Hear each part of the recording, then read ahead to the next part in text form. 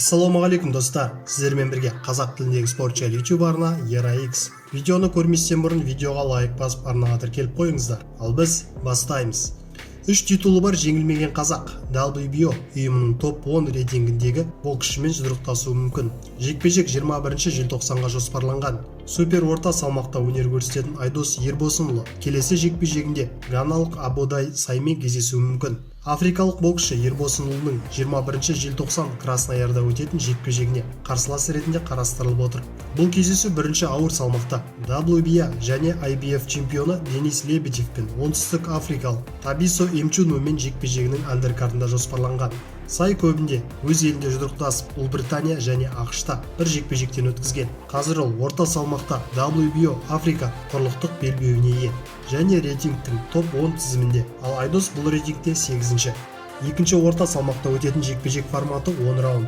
27 жастағы Айдос соңғы рет 14 тамызда Сиднейде жұдырықтасып, австралиялық Рокки Джеркишті төрешілердің шешімімен жеңген. Осылайша Ербосынұлы WBA Intercontinental, WBO Global және WBC Азия аймақтық белбеулерін қорғап қалған. Осы жеңісі арқылы ол WBA топ 3 рейтингіне кірді.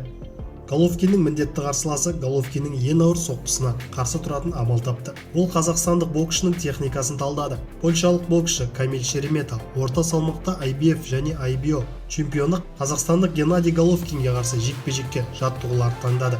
Шереметаның спаррингтік серігі бірінші ауыр салмақта IBF және WBC чемпионы Кшиштоф Лодарчик болады. Бапкер маған Головкинмен әлі жұдырықтаспаған деңгейдегі боксшы екенімді түсіндіріп жатыр. Бірінші кезекте ол назарын қазақстандықтың аяғына қалай қозғалтатыны мен сол жақ тік соққысына салып отыр. Ол Головкиннің бұл соққысы өте ауыр екенін ескертті. Сондықтан мен спаррингтерде Лодарчикпен жұмыс істеу керекпін. Оның да соққысы тамаша және сол жақтан тік ұрғаны өте ауыр. Осылайша мен күшті сезініп, одан қашуға әдеттене аламын, деді польшалық боксшы.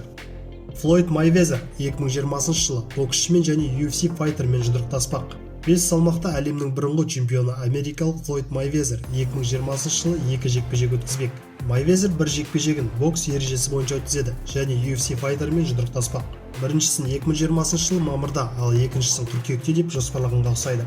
Классикалық бокс кездесуі филиппиндік Мэнни Пакьяомен болатын сияқты. Боксшылар 2015 жылы жұдырықтасып, америкалық төрешілер шешімімен жеңген, ал UFC файтеріне қатысты Флойд бокс ережелерімен жақсы таныс спортшыны таңдауы мүмкін. 2017 жылы ол бокс ережесі бойынша ирландиялық Конор Макгрегорды техникалық нокаутпен жеңген еді. Сіздермен бірге болған қазақ тіліндегі спортшы YouTube арна ERA-X. Арнаға жазылуды ұмытпаңыздар, күн сайын жаңа видеолар біздің арнаға шығып отырады. Ал мен сіздермен қоштаспаймын, келесі кездескенше.